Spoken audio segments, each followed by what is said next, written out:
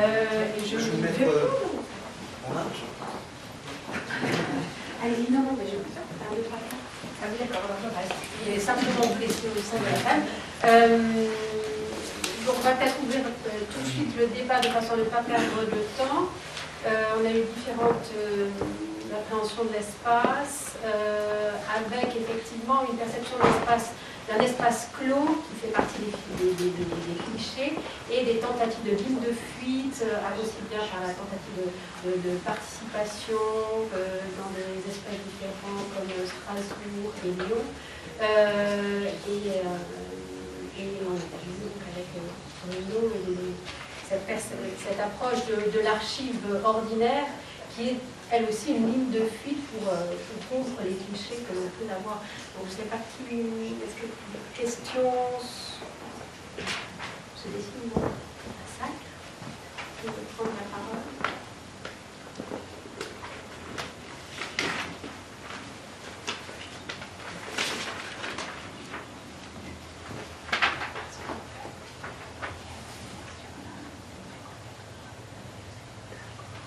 Si on revient sur la question des archives de recherche, effectivement, elle est intéressante.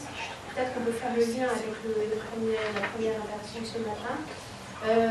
Par rapport à l'idée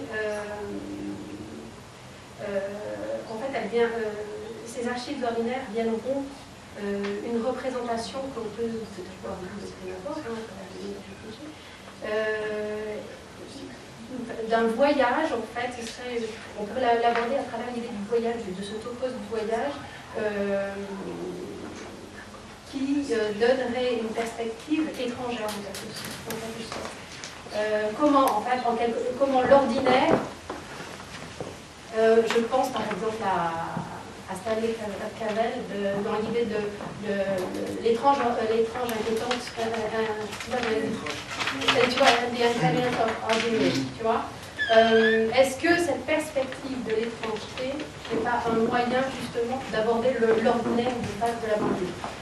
C'est clair ou pas? Alors, pour l'archive, je pense que oui, toutes les archives sont des constructions, évidemment.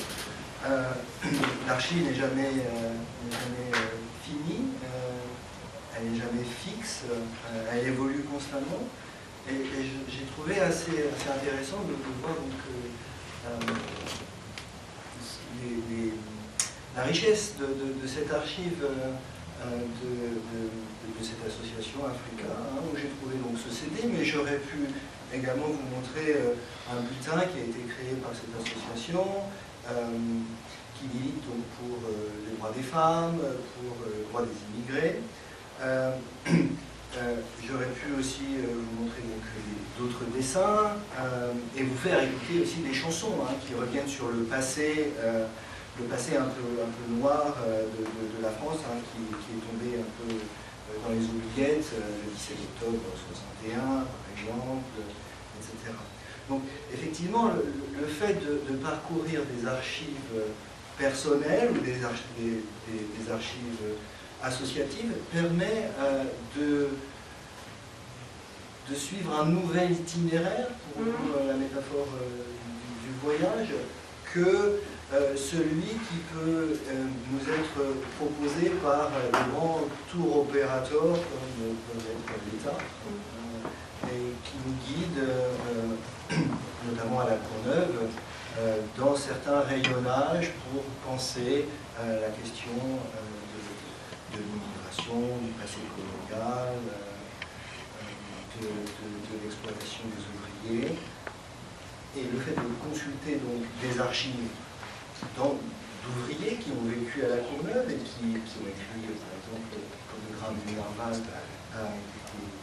leur histoire de la cité, permet donc de se décentrer de certaines choses qu'on a cachées, et aussi de voir aussi l'ordinaire, de saisir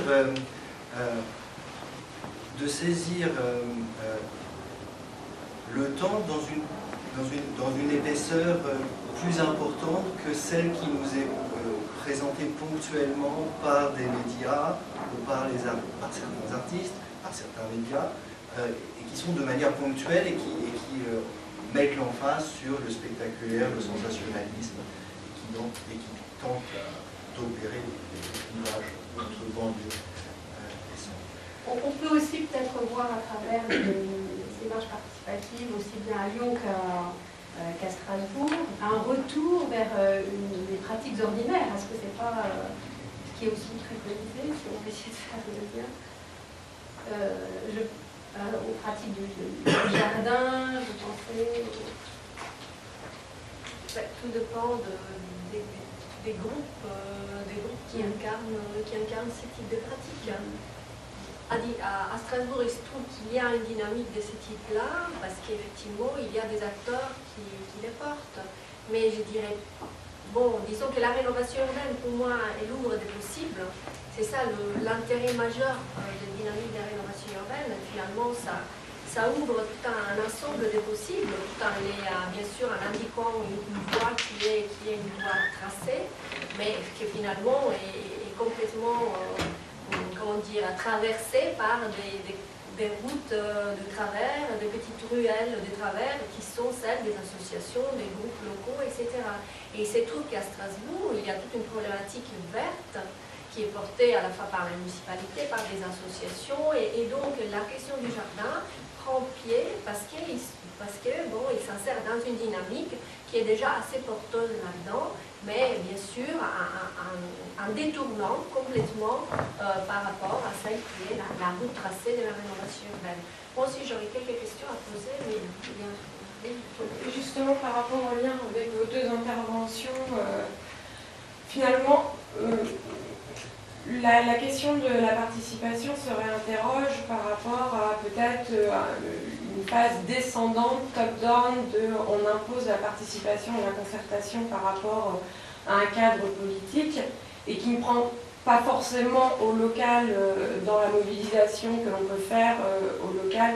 C'est un peu la problématique aussi des enquêtes publiques qu'on pouvait avoir dans la mise en place de grands projets d'aménagement. Et que finalement cette participation peut s'initier par rapport à la cristallisation soit d'un conflit, soit d'une envie sur l'espace public, comme ce qu'on peut voir ici à Strasbourg, mais qui est finalement réinterrogée à partir du moment où lorsque les associations ont souhaité spatialiser une envie ou un usage sur l'espace public à travers la mise en place de ces jardins, la graine n'a pas pris, entre guillemets, parce qu'il n'y avait pas forcément cette attente et cette motivation à l'échelle des habitants locaux, malgré ce deuxième niveau de participation qui avait été initié dans la politique publique, dans l'espace public en tout cas. Du coup, finalement, est-ce que la participation, la concertation n'est pas seulement qu'une émulation d'un bottom-up dans l'action publique pour avoir une concrétisation d'un débat plus partagé, en tout cas avec peut-être une réintroduction entre l'acteur public en tant que tel, qui est effectivement déconnecté de la sphère sociale, habitante, comme le révèlent les élections, même municipales il y a une semaine, par finalement une réintroduction du jeu habitant, du jeu associatif, par la concrétisation, soit de conflits, soit d'envie, mais par rapport à des usages concrets dans l'espace public. Oui, en fait, ce qu'on voit là, c'est, parce que comme je disais, il y a vraiment il y a un manque de volonté politique de vraiment être ouvert aux avis des résidents. Et il renvoie toujours ce problème de ils vont pas connaître la complexité des problèmes, donc c'est à nous de décider comment avancer un projet. Et je crois que jusqu'au moment où on n'a pas vraiment un changement de culture au niveau de la mairie et de la pensée politique, on ne va pas avoir l'intégration des... Malgré les instances qui sont initiées par l'État, par l'intercommunalité, par... Oui, à part ça, enfin, les choses plus formelles qui sont enfin, un peu en obligation, c'est ça. Mais il faut avoir les deux côtés, il faut avoir une volonté, comme tu disais, si c'est vraiment imposé top-down, une participation obligatoire, tout le monde va être à une réunion publique, c'est pas comme ça que ça va se passer. En fait, il faut avoir des outils, il faut vraiment avoir des moyens qui parlent aux gens, qui le fait sortir et le fait vouloir participer et vraiment s'impliquer dans un projet, dans l'avenir de leur quartier. Avec des outils bien visés pour toucher quel ou tel public. Et c'est ça en fait qui est intéressant avec les deux exemples. Pourquoi le cas de Strasbourg, ça se passait différemment, hein. Quels sont les facteurs en fait, et ce sera très intéressant de voir en fait les différences, parce qu'on est à fond dans une même situation institutionnelle. Donc quels sont les facteurs qui ont fait que en fait, à Strasbourg ça se passe différemment? Mais alors, moi je dirais que je suis totalement d'accord avec ce que tu viens de dire, c'est-à-dire que finalement la participation fait partie pour le moment des dispositifs de top-down, pour le moment. D'ailleurs, ça fait partie aussi du discours de la mixité sociale. Participation, mixité sociale, c'est des mots-clés qui sont utilisés tout simplement pour imposer du top-down, et même, je dirais, de l'empowerment des institutions, c'est-à-dire on se sert de ces dispositifs pour puiser des informations de la base, pour après faire ce qu'on veut avec. Mais en effet, bon, ce que je n'ai pas dit, parce que c'était effectivement peut-être un peu complexe, mais en effet, ce projet de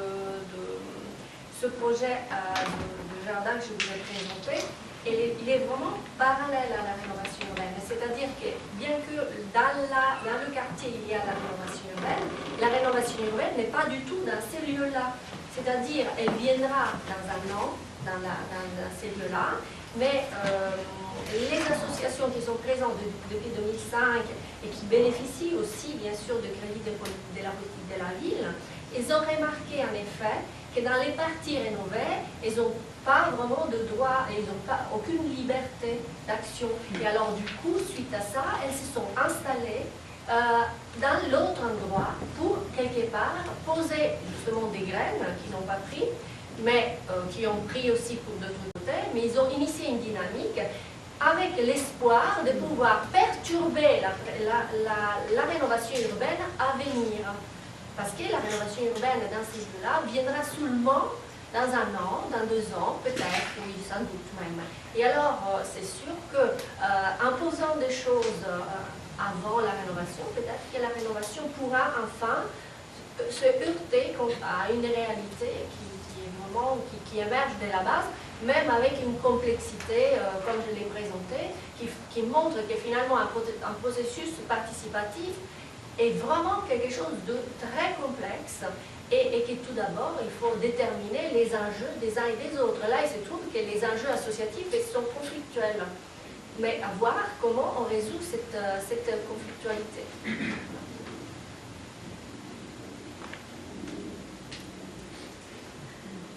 Plus de questions? Oui, donc on termine. Il faudrait qu'on aille déjeuner. Donc, merci à